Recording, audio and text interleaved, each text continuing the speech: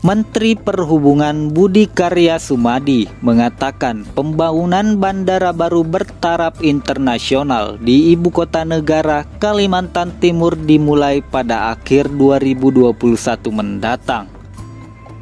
Budi melanjutkan, saat ini sudah ada 3 investor asing yang tertarik membangun bandara baru di ibu kota negara. Ketiga investor tersebut berasal dari Cina, Jepang, dan Korea Selatan. Namun, sebelum membangun bandara, ketiga investor tersebut harus mengikuti tahap sayembara desain. Sementara itu, untuk lokasi bandara ditetapkan berjarak 15 km dari pusat kota dengan skema pembiayaan kerjasama pemerintah dan badan usaha. Perlu diketahui, Kalimantan Timur telah memiliki 2 bandara, yakni Bandara Sultan Haji Muhammad Sulaiman Sepingan Balikpapan dan Bandara Sultan Haji Pangeran Tumenggung Pranoto Samarinda. PT Angkasa Pura I Persero ditunjuk sebagai pengelola bandara baru ini, sama seperti Bandara Sultan Haji Muhammad Sulaiman Sepingan. Bandara Sultan Haji Pangeran Tumenggung Pranoto Samarinda. Pada tahun 1987, survei untuk mencari lokasi bandara pengganti Temindung mulai dilakukan. Ada 4 pilihan lokasi, yaitu Makroman, Loa Bakung, Pulau Atas, dan Sungai Siring. Pemerintah Provinsi Kalimantan Timur yang kala itu dipimpin oleh Gubernur Muhammad Ardans akhirnya menjatuhkan pilihan pada Sungai Siring. Sejumlah persiapan pun mulai dilakukan, mulai dari melengkapi perizinan sampai mengurus pematangan lahan. Pemerintah Provinsi Kalimantan Timur bersama pemerintah Kota Samarinda pada tahun 1992 menyiapkan 300 hektar lahan di Sungai Piring. Pada tahun 1995 hingga 1996, pemerintah Provinsi Kalimantan Timur mengalokasikan dana senilai 1,5 miliar untuk pembebasan lahan seluas 300 hektar. Kemudian pada tahun 1996 dilakukan studi analisis mengenai dampak lingkungan, RKL dan RPL. Dilanjutkan dengan pembuatan rencana induk Bandara Sungai Siring oleh Ditjen Perhubungan Udara.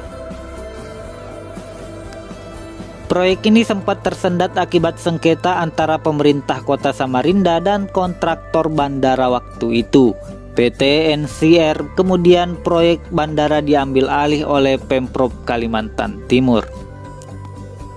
Kementerian Perhubungan secara resmi menerbitkan Sertifikat Bandar Udara (SBU) pada 15 Mei 2018. SBU ditandatangani langsung oleh Direktur Jenderal Perhubungan Udara Kementerian Perhubungan Agus Santoso. Dengan ditandatanganinya SBU itu, maka Bandara APT Pranoto resmi dapat melayani penerbangan publik secara domestik. Pada awal diresmikan dan beroperasinya Bandar Udara APT Pranoto pada 24 Mei 2018, bandara ini masih menggunakan rute yang ada di Bandar Udara Temindung. Setelah bandara ini diresmikan pada 25 Oktober 2018 oleh Presiden Indonesia Joko Widodo bersama dengan Bandara Maratua di Kabupaten Berau. Hampir sebulan berikutnya penerbangan perdana keluar Pulau Kalimantan dan kota-kota lainnya di Indonesia pun dimulai pada 20 November 2018 hingga sekarang. Setelah 14 bulan beroperasi, Bandara APT Pranoto dinaikkan statusnya dari kelas 2 menjadi kelas 1 sesuai dengan Peraturan Menteri Perhubungan Nomor 56 Tahun 2019. Bandara Sultan Haji Muhammad Sulaiman Sepingan Balikpapan. Pembangunan Bandar Udara Internasional Sultan Haji Muhammad Sulaiman Sepingan telah dimulai sejak zaman penjajahan Belanda. Sebelum waktu kemerdekaan Indonesia, itu digunakan terutama untuk kegiatan perusahaan minyak Belanda di daerah Balikpapan. Bandar udara ini menjadi bandara sipil setelah pengelolaannya diserahkan kepada Direktorat Jenderal Perhubungan Udara Republik Indonesia pada tahun 1960.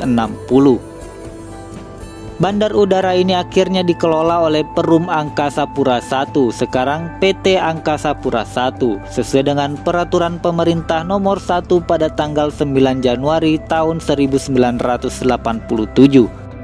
Bandar Udara Internasional Sultan Haji Muhammad Sulaiman Sepinggan telah direnovasi 2 kali selama 1991 sampai 1997. Fase pertama dimulai pada tahun 1991 dan berakhir pada tahun 1994 untuk merenovasi taxiway, terminal penumpang dan kargo, dan juga memperpanjang landasan pacu. Pada tahun 1995, pemerintah Indonesia mengumumkan Bandara Udara Internasional Sultan Haji Muhammad Sulaiman Sepinggan sebagai bandara kelima di Indonesia yang melayani embarkasi haji untuk wilayah Kalimantan, yang terdiri dari Provinsi Kalimantan Barat, Kalimantan Tengah, dan Kalimantan Selatan. Fase kedua, renovasi pada tahun 1996 untuk merenovasi hanggar, depot bahan bakar, dan gedung administrasi. Fase kedua selesai dan bandara akhirnya mulai era baru operasionalnya dengan bangunan dan fasilitas baru pada tahun 1997.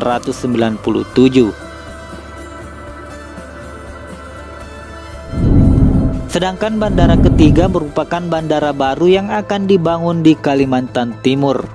Saat ini, pembangunan bandara menjadi salah satu infrastruktur yang masuk ke dalam daftar proyek strategis nasional terbaru.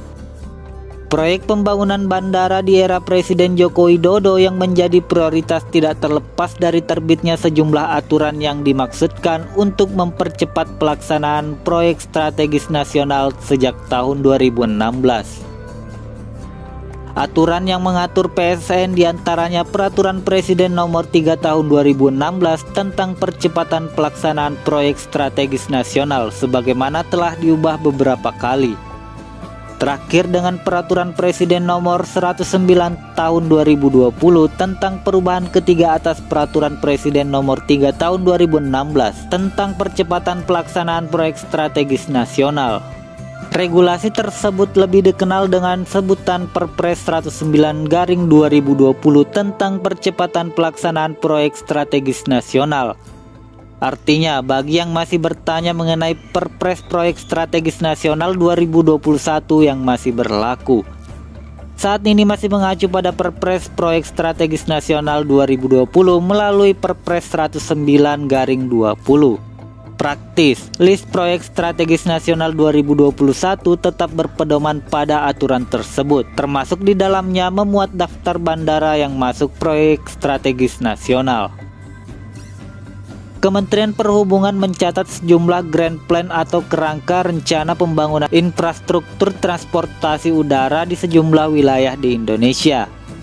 Grand Plan itu baik untuk hubungan primer dan subhubungan serta transportasi udara untuk pariwisata.